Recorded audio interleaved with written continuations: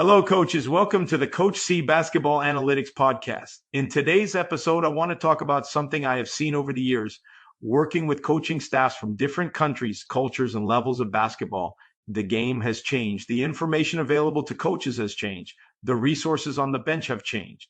But the way we use that information during games has not changed enough. That is why I want to raise this question. Has basketball evolved faster than the way we use our coaching staffs during games? When you look at a Division I basketball bench today, you may see 8, 10, or even more people involved in coaching and support roles. We have more technology, more data, more video, and more resources than ever before. Yet during the game, most decisions are still processed through one person, the head coach. That is not a criticism of head coaches. In fact, I believe the opposite. I think we are asking too much of them. The game is still coached largely through observation, experience, instinct, and what the brain can process in real time. There is value in all of that, but that picture is not complete. Any coach can see when things are not going well. That is the easy part. The difficult part is understanding why it is happening and how to adjust before the game gets away. Why are we not getting the shots we want? Why are we losing possession control? Why is the opponent becoming more comfortable? And most importantly, how do we adapt in real time? The difficult part is understanding why it is happening and how to adjust before the game gets away. But that cannot be based only on subjective observation. It has to be measured through the numbers of the game. Are we achieving our possession goals? Are we achieving our points per possession goals? Are we minimizing the offensive touches of the opponent's key scorers? Are we reducing the opponent's possession time and point production per possession? If we are not achieving those goals, then it becomes the responsibility of the head coach to decide whether to stay with the plan, adapt it, or modify it. But to make those decisions, the information must be available while the game is still being played. To me, that is where the coaching staff should bring its greatest value.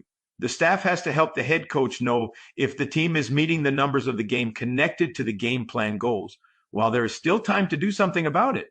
Today's game produces more information than one person can realistically process alone.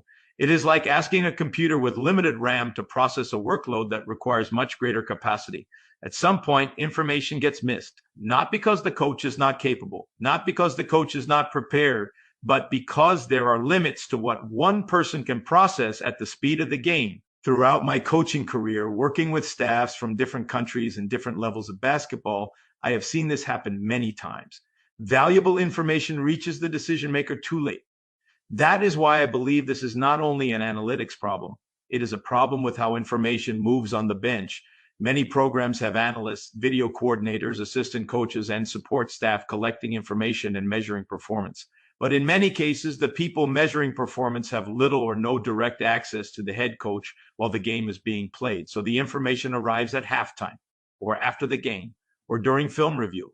To me, that is too late. Evaluation happens after the game. Performance happens during the game. That is a major difference. So if the information can help the team, it has to be available while the game is still being played. But I am not talking about throwing more numbers at the head coach. That is not the point. In the basketball analytics era, the responsibility of the staff is to know which numbers matter, which numbers are connected to the game plan goals, and which numbers can help tilt the game. Not every number matters during a game, and not every piece of information needs to reach the head coach at that moment. To me, the staff has to know what information matters during the game. Not every number matters.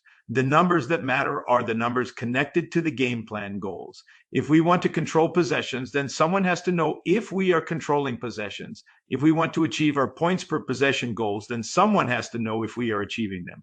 If we want to minimize the offensive touches of the opponent's key scorers, reduce the opponent's possession time, or force the team to play outside its comfort zone, then someone has to know if that is actually happening.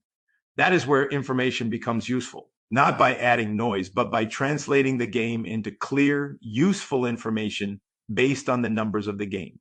For example, if one of our data-driven game plan goals is to minimize the offensive touches of the opponent's leading scorer, then someone on the staff should know by the numbers whether we are achieving that goal. The players responsible for that objective need feedback based on what is actually being measured, not on memory, guessing, or general impressions. Not at halftime, not after the game, during the game, because one or two possessions can change the direction of a game. That is why I believe this discussion is really about how we use our staffs and how responsibilities are shared. If we are going to fully leverage analytics, then we must also rethink how coaching staffs function during competition. That is the next step. The head coach should remain the leader. He should establish the vision, define how the team is going to play, and make the final decisions. But the staff should function as a true support system during the game. Their role is to help the head coach understand what is happening, why it is happening, and what the numbers of the game are showing. From there, the head coach can decide whether to stay with the plan, adapt it, or modify it. That is the future of basketball analytics. Not collecting more information, getting the right information to the right person at the right time. This matters even more in today's professional college basketball. Programs are investing millions in players, recruiting, staff, technology, and analytics. At the same time, roster turnover has changed the landscape of the game, and player development is not always what it used to be. That means coaches must continue to find new ways to create advantages. I believe one of those advantages may be how coaching staffs are structured and how information flows during the game. The game is evolving. The question is whether our coaching structures are evolving with it. Maybe the next competitive advantage is not another statistic or another software package. Maybe it is a better coaching structure that allows information, experience, observation, and analytics to work together when decisions can still change the game. This can help bridge talent gaps. It can help coaches adjust faster. It can help teams win close games. And in the right program, it can help win championships. So to wrap up today's episode, my point is simple. In what I call the basketball analytics era, success is not about collecting more information. It is about identifying the information that can tilt the game, measuring it through the numbers of the game, and making sure it reaches the head coach while decisions can still impact the outcome. To me, this is where basketball has to continue evolving, not only in how we collect information, but in how we use the staff to help the head coach make better decisions.